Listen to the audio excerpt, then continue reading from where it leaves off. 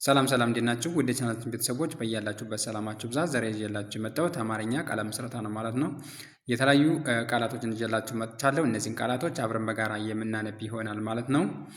እናንተም አብራችሁ ከኔ ጋር እያነበባችሁ እንዲሁም እየጻፋችሁ እስከ መጨረሻው አብራችሁ መከታተል ይጠበቅባችኋል። በመጀመሪያ ግን ለቻናላችን ቤተሰብ ሆናችሁ ቪዲዮውን ላይክ እና ሼር አድርጋችሁ ጀምሩ።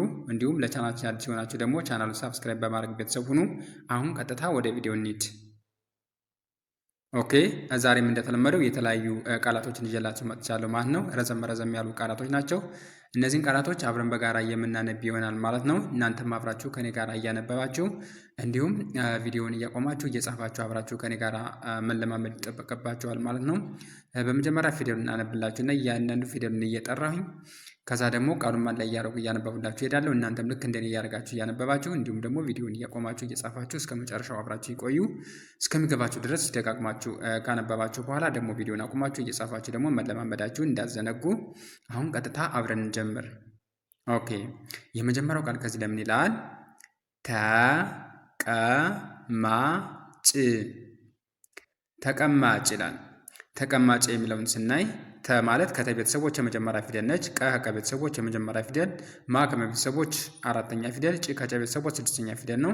እነዚህም ፊደላቶች ስርዓተ ተዋሕዶ መደርደርን ስናነባቸው ተቀማጭ ተቀማጭ የሚለውን ቃል ማግኘት እንችላለን ማለት ነው። ቀጣይ ደግሞ ከዚህ ላይ መለመለ ይላል። መለመለ የሚለውን ስናይ መ ማለት ከቤተሰቦች የመጀመሪያ ፊደል ነው። ለ ከቤተሰቦች የመጀመሪያ ፊደል፣ መ ከቤተሰቦች የመጀመሪያ ፊደል፣ ለ ከቤተሰቦች የመጀመሪያ ፊደል። እነዚህን ፊደላቶች ስርዓት ባለው መልኩ ደርድረን ስናነባቸው መለመለ የሚለውን ቃል ማግኘት እንችላለን ማለት ነው። በቀጣይ ደረጃ ከዚህ ለምን ይላል? ምክክር ይላል። ምክክር የሚለውን ስናይ ም ማለት ከቤተሰቦች ስድስተኛ ፊደል ነው። ክ ከቤተሰቦች ስድስተኛ ፊደል፣ በተመሳሳይ ክ ከቤተሰቦች ስድስተኛ ፊደል ነው። ር ከቤተሰቦች ስድስተኛ ፊደል። እነዚህም ፊደላቶች ስርዓት ባለው መልኩ ደርድረን ስናነባቸው ምክክር የሚለውን ቃል ማግኘት እንችላለን ማለት ነው። በቀጣይ ደረጃ ከዚህ ለምን ይላል? ደክሞኛል ይላል። ደክሞኛል የሚለውን ስናይ ደ ማለት ከቤተሰቦች የመጀመሪያ ፊደል ነው። ክ ከቤተሰቦች ስድስተኛ ፊደል፣ ሞ ከቤተሰቦች የመጨረሻ ፊደል፣ ኛ ከቤተሰቦች አራተኛ ፊደል፣ ል ከቤተሰቦች ስድስተኛ ፊደል። እነዚህም ፊደላቶች ስርዓት ባለው መልኩ ደርድረን ስናነባቸው ደክሞኛል የሚለውን ቃል ማግኘት እንችላለን ማለት ነው። በቀጣይ ደረጃ ደግሞ ከዚህ ላይ ምን ይላል?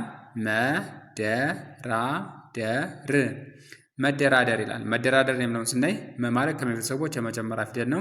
ደ ከቤተሰቦች የመጀመሪያ ፊደል፣ ራ ከቤተሰቦች አራተኛ ፊደል፣ ደ ከቤተሰቦች የመጀመሪያ ፊደል፣ ር ከቤተሰቦች ስድስተኛ ፊደል።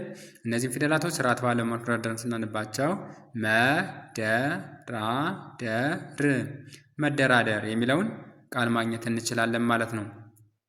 በቀጣይ ደረጃ ደግሞ ከዚህ ላይ ምን ይላል? አሞኛል ይላል። አሞኛል የሚለውን ስናይ አ ማለት ከቤተሰቦች የመጀመሪያ ፊደል ነው። ሞ ከቤተሰቦች የመጨረሻ ፊደል ነው። ኛ ከቤተሰቦች አራተኛ ፊደል ነው። ል ከቤተሰቦች ስድስተኛ ፊደል ነው። እነዚህ ፊደላቶች ስርዓት ባለው መልኩ ደርድረን ስናነባቸው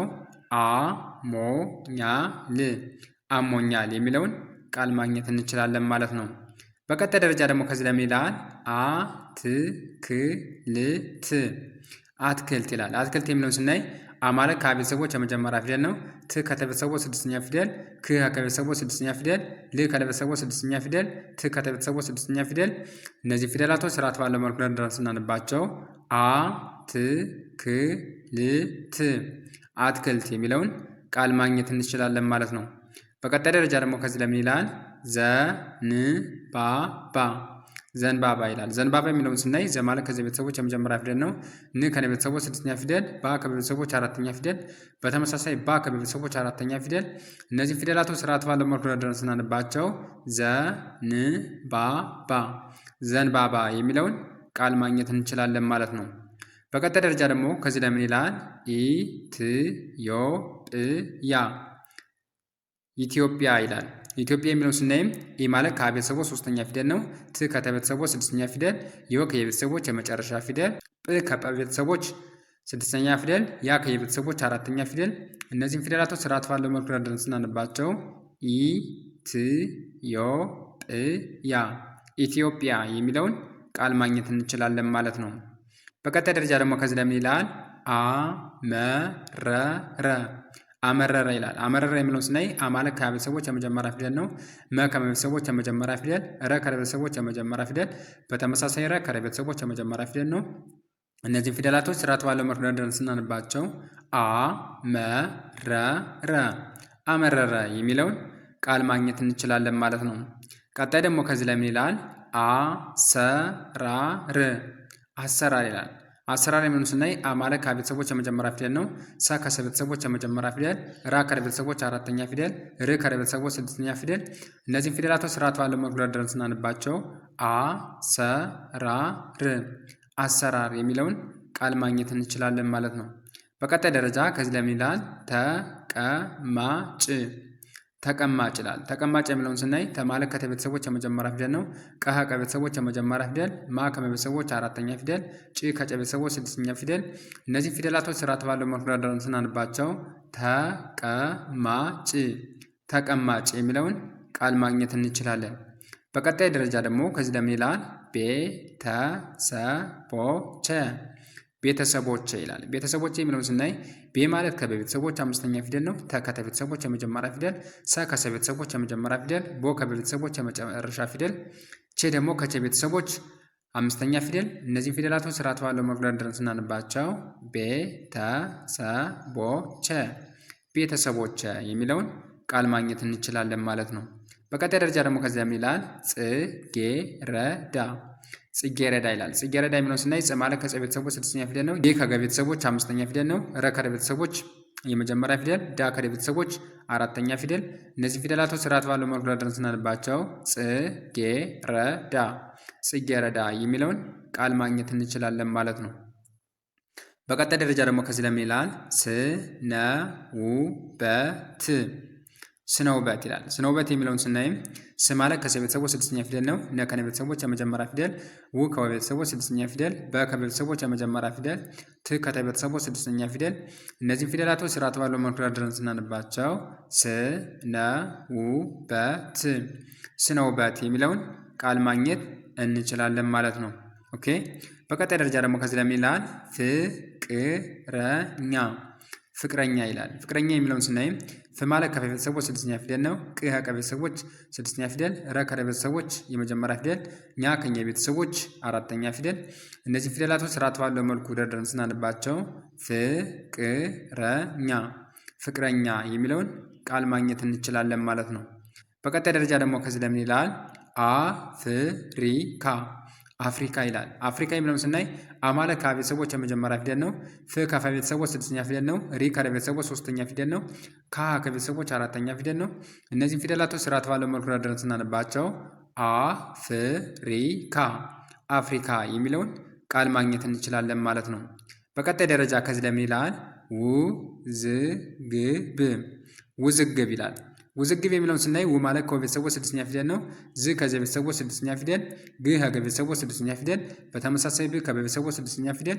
እነዚህ ፊደላቶች ስርዓት ባለው መልኩ ደርድረን ስናነባቸው ውዝግብ ውዝግብ የሚለውን ቃል ማግኘት እንችላለን ማለት ነው። ኦኬ። በቀጣይ ደረጃ ደግሞ ከዚያ ይላል ማንነት ማንነት ይላል። ማንነት የሚለውን ስናይ ማ ማለት ከቤተሰቦች አራተኛ ፊደል ነው። ን ከቤተሰቦች ስድስተኛ ፊደል፣ ነ ከቤተሰቦች የመጀመሪያ ፊደል፣ ት ከቤተሰቦች ስድስተኛ ፊደል።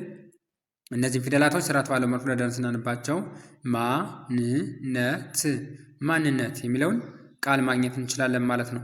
እዚያ ደግሞ ምን ይላል? ማስታረቅ ማስታረቅ ይላል። ማስታረቅ የሚለውን ስናይ ማ ማለት ከቤተሰቦች አራተኛ ፊደል፣ ስ ከቤተሰቦች ስድስተኛ ፊደል፣ ታ ከቤተሰቦች አራተኛ ፊደል፣ ረ ከቤተሰቦች የመጀመሪያ ፊደል፣ ቅ ከቤተሰቦች ስድስተኛ ፊደል። እነዚህ ፊደላቶች ስርዓት ባለው መልኩ ደርድረን ስናነባቸው ማስታረቅ ማስታረቅ የሚለውን ቃል ማግኘት እንችላለን ማለት ነው። በቀጣይ ደረጃ ደግሞ ከዚህ ለምን ይላል? ማሸብረቅ ማሸብረቅ ይላል። ማሸብረቅ የሚለውን ስናይ ማ ማለት ከቤተሰቦች አራተኛ ፊደል ነው። ሸ ከቤተሰቦች የመጀመሪያ ፊደል፣ ብ ከቤተሰቦች ስድስተኛ ፊደል፣ ረ ከቤተሰቦች የመጀመሪያ ፊደል፣ ቅ ከቤተሰቦች ስድስተኛ ፊደል። እነዚህ ፊደላቶች ስርዓት ባለው መልኩ ደርድረን ስናነባቸው ማሸብረቅ ማሸብረቅ የሚለውን ቃል ማግኘት እንችላለን ማለት ነው። እንደዚህ አድርጋችሁ እስከሚገባችሁ ካነበባችሁ በኋላ ደግሞ ቪዲዮውን አቁማችሁ ፈጠን ፈጠን ብላችሁ ማንበብ ይጠበቅባችኋል ማለት ነው። ፈጠን ፈጠን ብላችሁ ታነባላችሁ። እንደዚህ እያደረጋችሁ ተለማመዱ። እናንተ የሚጠበቅባችሁ ምንድን ነው? በስነ ስርዓት በመጀመሪያ ፊደል አጥንቶ መምጣት ነው ማለት ነው። ፊደል ካጠናችሁ ቃላት አይከብዳችሁም። ምክንያቱም ፊደላቶች ናቸው ስርዓት ባለው መልኩ ተደርድረው ቃላት የሚሰጡ ማለት ነው። ስለዚህ በመጀመሪያ ላይ ፊደል ነው ማጥናት የሚጠበቅባቸው። ፊደል በደንብ ካጠናችሁ በኋላ ደግሞ ወደ ቃላት ስትመጡ በትክክል ከዚያ ላይ ያነበባችሁትን ፊደል እየጠራችሁ መለማመድ ይጠበቅባችኋል ማለት ነው። ይህን ይመስላል። ቪዲዮ ከተመቻችሁ ቪዲዮን ላይክ፣ ሸር እና ሳብስክራይብ ማድረጋችሁ እንዳትረሱ። እንዲሁም ኦንላይን መማር ለምትፈልጉ ታች ላይ በማስቀምጥላችሁ ስልክ ቁጥር በ0918034685 ላይ በኢሞ በቴሌግራም እና በዋትሳፕ በመደወል ትምህርታቸውን መከታተል ትችላላችሁ። ዛሬ ይዤላችሁ የመጣው ቪዲዮ ይህን ይመስል ነበር። ቀጣይ ደግሞ በሌሎች ቪዲዮዎች እስከምንገናኝ መልካም ጊዜ፣ ቸር ሰንብቱ።